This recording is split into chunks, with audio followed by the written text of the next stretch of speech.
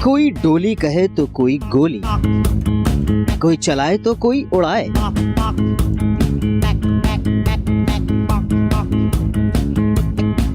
क्योंकि दौड़े तो डोली की तरह डगमगाए, ब्रेक लगाओ तो लड़खड़ाए। गाड़ियों के दरमियान इस तेजी से निकल जाए कि देखने वाला देखता रह जाए।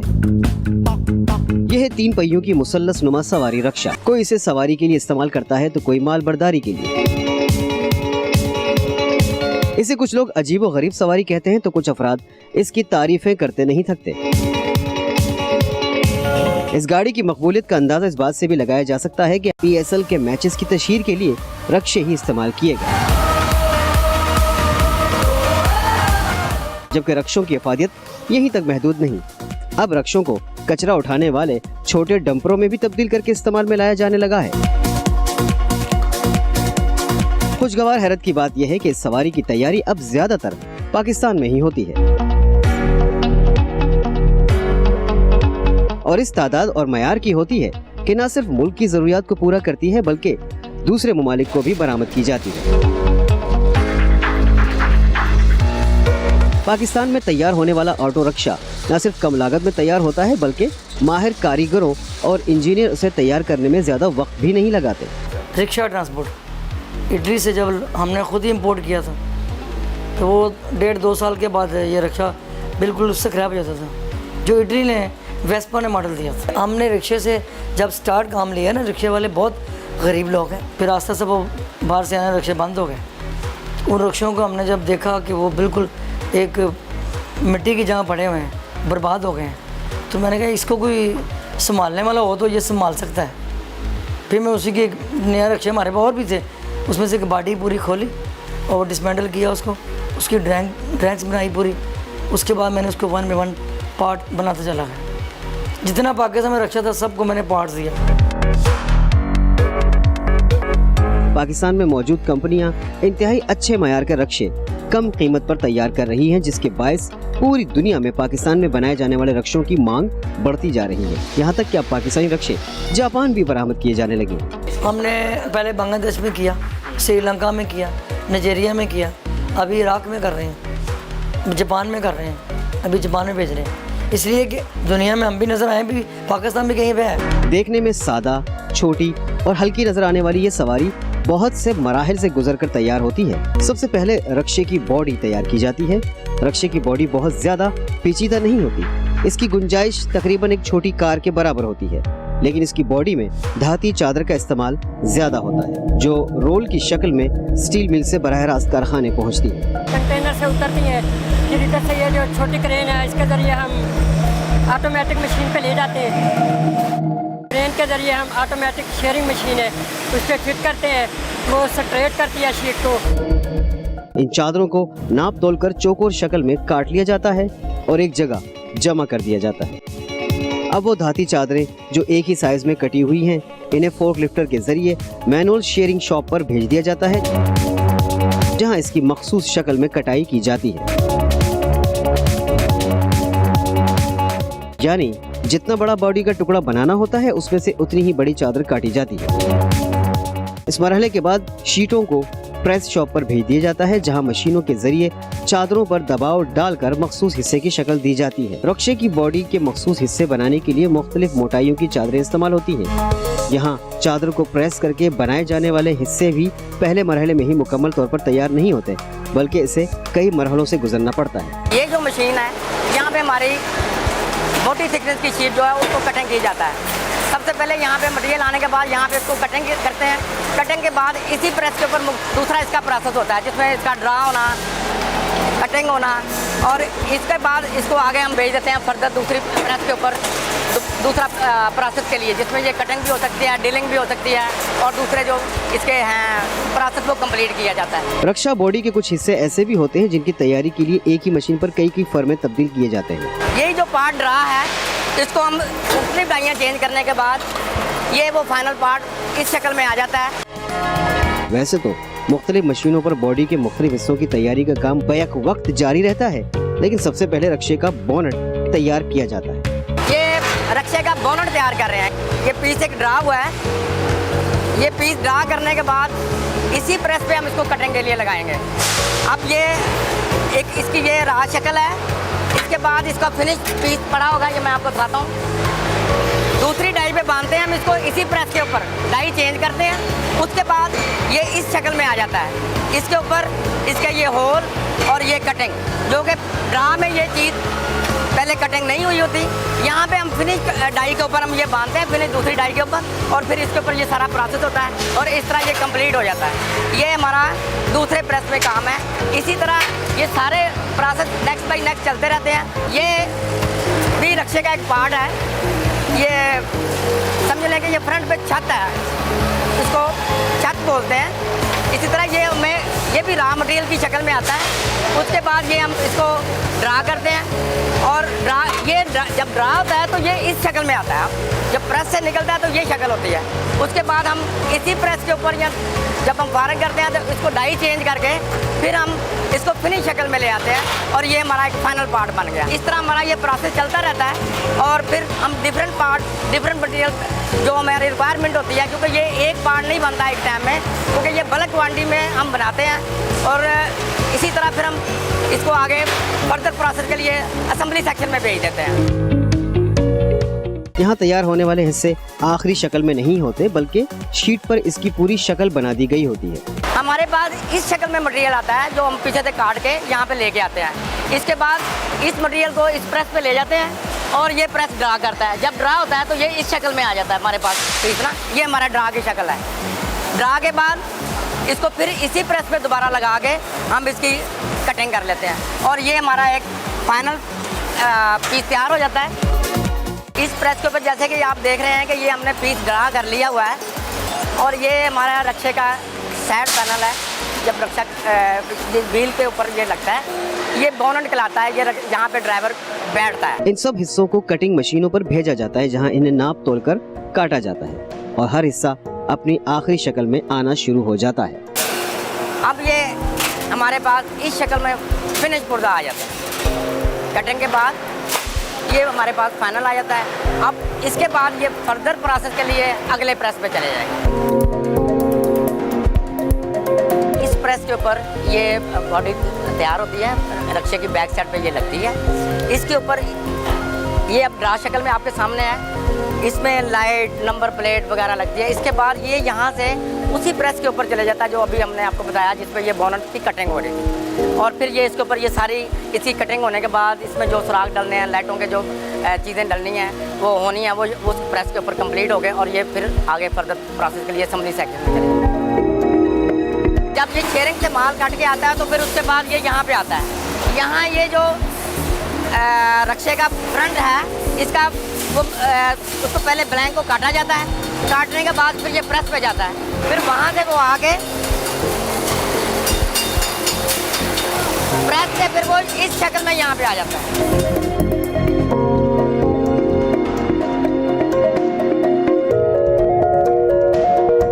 रक्शे का फ्रंट टॉप पोर्शन जिसमें ये ग्लास लगता है, शीशा लगता है। इसी तरह हम आगे आएंगे। आगे जब आएंगे ये होता ये है कि जब ये वहाँ से ड्रा होने के बाद यहाँ आता है। यहाँ आने के बाद ये इसको काटते हैं। ये रफ कटिंग के बाद फिर इसको अगले पोर्शन पे ले जाते हैं। वहाँ से ये कटने के बाद इधर आता है और फिर ये इस शक्ल में आ जाता है। इसको अब ये रेडी है नेक्स्ट स्टेप के लिए और इसके बाद ये वेल्डिंग शॉप में चले जाएगा। वहाँ पे इसको ऊपर फर्दर जो भी प्रोसेस है वो होगा। बॉडी के मुख्तलिफ हिस्से बड़ी तादाद में तैयार किए जाते हैं और फिर इन्हें जोड़ने की गर्ज से कारखाने के दूसरे हिस्से में भेज दिया जाता है। जिस तरह रक्शे की बॉडी के मुख्तलिफ हिस्से मुख्तलिफ मराहिल से गुजर कर तैयार होते हैं, इसी तरह इसका फर्श भी कई मराहिल से गुजर कर तैयार होता है। चादर की शक्ल में बना फर्श शेयरिंग डिपार्टमेंट से प्रेस में आता है। यहाँ इसे साइज के मुताबिक काटा जाता है, इसको डिजाइन दिया जाता है और इसके बाद मुख्तलिफ मराहिल से गुजरता हुआ असेंबल होने के लिए भेज दिया जाता है। लीजिए, रक्शे की बॉडी के तमाम हिस्से तैयार हो चुके हैं। अब मरहला है इन्हें असेंबल करने का या जोड़ने का। तैयार करदा तमाम हिस्सों को वेल्डिंग सेक्शन मुंतकिल किया जाता है, जहां माहिर वेल्डर्स इन्हें एक दूसरे से जोड़कर मुकम्मल बॉडी की शक्ल में ढालने का काम शुरू कर देते हैं। सबसे पहले प्री असेंबली होती है इनकी।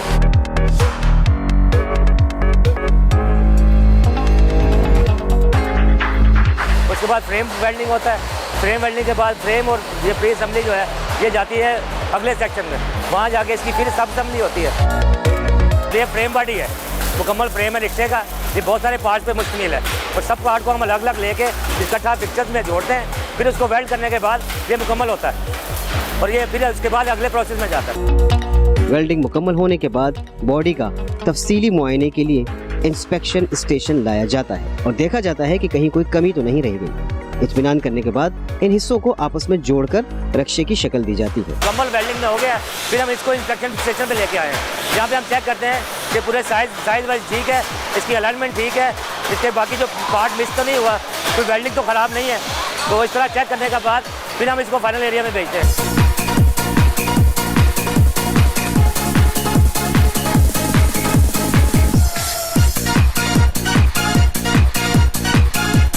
बॉडी की शक्ल में ढलने के बाद इसे प्री ट्रीटमेंट एरिया में भेज दिया जाता है, जहां रक्शे की बॉडी को प्री ट्रीटमेंट के अमल से गुजारा जाता है, जो 4 मराहिल पर मुश्तमिल होता है। पहला हमारा प्रोसेस है डीग्रीजिंग का। उसमें हम पानी गर्म होता है, केम क्लीन के नाम से केमिकल डाला जाता है और उसमें 70 से 80 टेम्परेचर होता है उसका, और उसमें आप 10 से 15 मिनट हम उसमें रखते हैं। उसके बाद आगे फ्रेश वाटर का टैंक होता है, हम उसमें रखते हैं, 1 मिनट का टाइम उधर देते हैं। उसके बाद आगे फिर रेस्टिंग का होता है डिपार्टमेंट एरिया, वहाँ हम रखते हैं। उसमें जंग वगैरह जो हो वो साफ होता है उसका, और उसके बाद फिर वाटर टैंक में रखते हैं और उसके बाद फास्फेट एरिया में आ जाते हैं। रक्शे की बॉडी को छोटी क्रेन या पुली की मदद से उठाकर टैंक्स में डुबकियां दी जाती हैं। पुली या क्रेन का कंट्रोल एक शख्स के हाथ में होता है, जो लटकी हुई बॉडी को प्री ट्रीटमेंट के तमाम मराहिल से गुजारता है।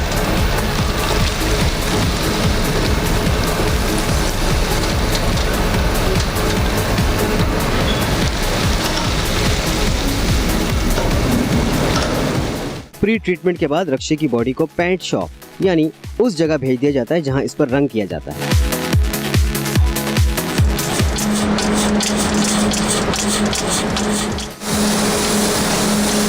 रंग करने का तरीका भी कई मराहिल पर मुश्तमिल होता है। पहले मरहले में बॉडी पर स्प्रे के जरिए बॉडी के अंदरूनी और बैरूनी हिस्से पर हल्का रंग किया जाता है, जिसे अंडरकोट का नाम दिया जाता है, यानी कि अस्तर। इस रंग को खुश्क करने के बाद ड्राई ओवन में रख दिया जाता है, जिसे उर्फ़े आम में भट्टी भी कहा जाता है। वहां से निकालने के बाद उस पर सब्ज रंग किया जाता है। इस दौरान रंग करने वाला हिफाजती तदबीर के तौर पर अपना मुंह और हाथ, पैरों समेत पूरा जिस्म ढांप रखता है, ताकि रंग के उड़ने वाले जर्रात से सेहत को नुकसान न पहुंचे। अपर कोट कर रहे हैं, उसका ग्रीन कोट हो रहा है। उसके बाद इसे फिर ड्राई ओवन में लेके जाएंगे। वहाँ खुशक करने के बाद हमें इसे असेंबली हाल में दें, जहाँ संभल होने के लिए रक्षा चले जाएगा उधर। रंग मुकम्मल होने के बाद बॉडी तकरीबन मुकम्मल हो चुकी है। बॉडी की तकमील के बाद इसमें विंड स्क्रीन लगाई जाती है और फिर मरहला आता है रक्शे की बॉडी में इंजन, लाइटें, टायर और दीगर अशिया लगाने का। तो ये स्टेशन जो है ये डिफेंस असेंबली, जो मेन रक्शे का जो व्हील बेस समझ लें, व्हील इसकी असेंबली है ये।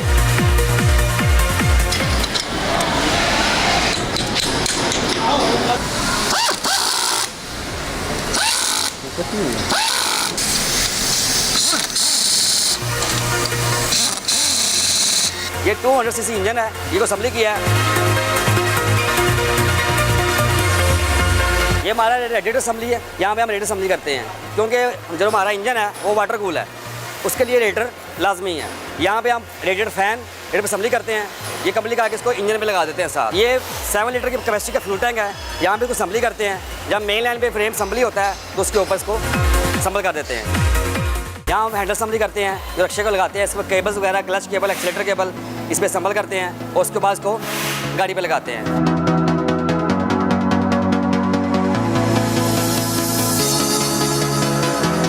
ब्रेक असेंबली स्टेशन है, क्योंकि हमारी ब्रेक हाइड्रोलिक है, इसलिए इसके लिए ब्रेक सिलेंडर भी हाइड्रोलिक लगता है। यहाँ पे इसको ब्रेक पाइप की लाइनिंग और ब्रेक सिलेंडर के साथ असेंबली होता है, उसके बाद इसको चेसी पे असेंबल कर देते हैं। ये हमारा इंजन मेन लाइन असेंबली है। यहाँ पे इसको ब्रैकेट के ऊपर सारे एयर फिल्टर वगैरह और उसके अलावा सीकेडी पार्ट्स जो है इलेक्ट्रिकल पार्ट्स हैं जो करंट वगैरह डिस्प्ले करते हैं उसको संभल किया जाता है। बाद में ये पट्टी फ्रेम के साथ संभल जाती है। ये चीज़ें इस जगह तैयार नहीं होती जहां रक्षे की बॉडी बनाई जाती है। इसके लिए इन सब चीज़ों को दीगर कारखानों से मंगवाया जाता है। इनमें अक्सर चीज़ें पाकिस्तान मेड ही होती हैं।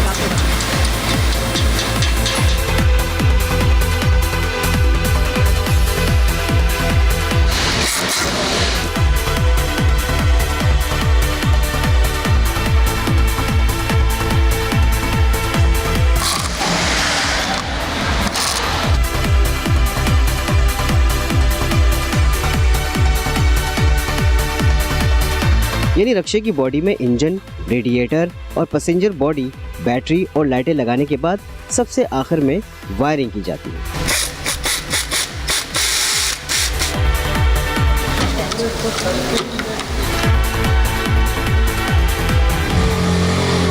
रक्षे की मुकम्मल तैयारी के बाद इसकी टेस्टिंग भी कारखाने के अंदर ही की जाती है, ताकि अगर कोई कमी रह गई हो तो उसे पूरा कर दिया जाए।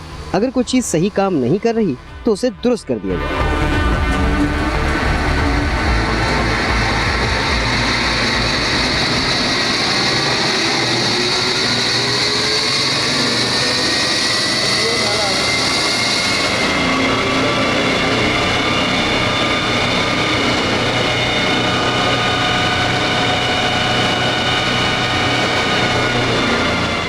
पाकिस्तान में तैयार होने वाले रक्षों की कम लागत से तैयारी और उसका मयार और जापान जैसे मुल्क को बरामद होना इस बात की तरफ इशारा है कि अगर छोटे सनतकारों, मजदूरों, कारीगरों और तकनीकी माहिरीन की जरा सी हौसला अफजाई की जाए, इनके मसाइल को कम किया जाए, तो दुनिया भर की मंडियों में पाकिस्तानी अशिया का डंका बज सकता है और मईशत को तेजी से बढ़ावा मिल सकता है, जो मुल्क और मुल्क में रहने वालों के लिए सूदमंद होगा।